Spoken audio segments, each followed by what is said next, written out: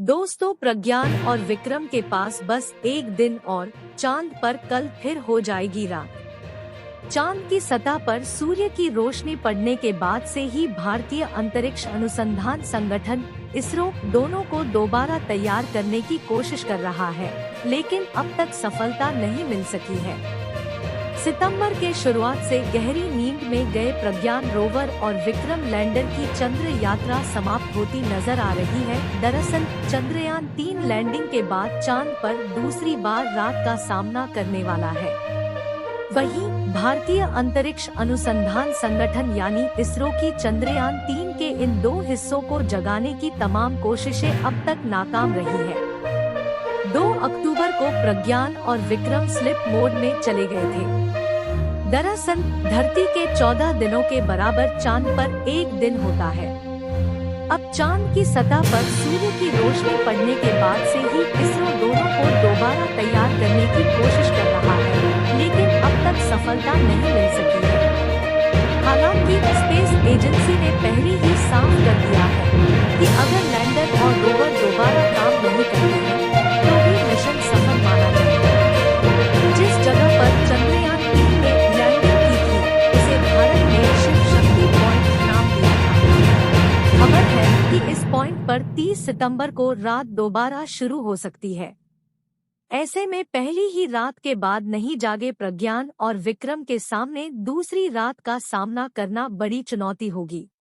राहत की बात है कि 23 अगस्त को लैंडिंग के बाद चंद्रयान पहले ही धरती पर काफी अहम डेटा भेज चुका है। इसरो ने जताई थी उम्मीद। इसरो का मानना था कि विक्रम और प्रज्ञान चांद की रात का सामना कर सकते हैं। एक मीडिया रिपोर्ट के अनुसार स्पेस एजेंसी के एक अधिकारी ने कहा था कि अगर यह चांद पर एक रात गुजारने में सफल हो जाता है तो यह आगे की कई रातों का सामना कर सकता है। दोस्तों, प्रज्ञान और विक्रम के पास बस एक दिन और चांद पर कल फिर हो जाएगी रात। चांद की सतह पर सूर्य की रोशनी पड़ने के बाद से ही भारतीय अंतरिक्ष अनुसंधान संगठन इसरो दोनों को दोबारा तैयार करने की कोशिश कर रहा है, लेकिन अब तक सफलता नहीं मिल सकी है।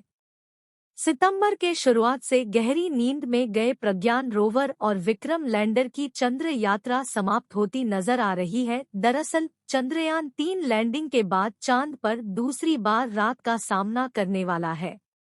वहीं भारतीय अंतरिक्ष अनुसंधान संगठन यानी इसरो की चंद्रयान 3 के इन दो हिस्सों को जगाने की तमाम कोशिशें अब तक नाकाम रही है। 2 अक्टूबर को प्रज्ञान और विक्रम स्लिप मोड में चले गए थे। दरअसल धरती के 14 दिनों के बराबर चांद पर एक दिन होता है।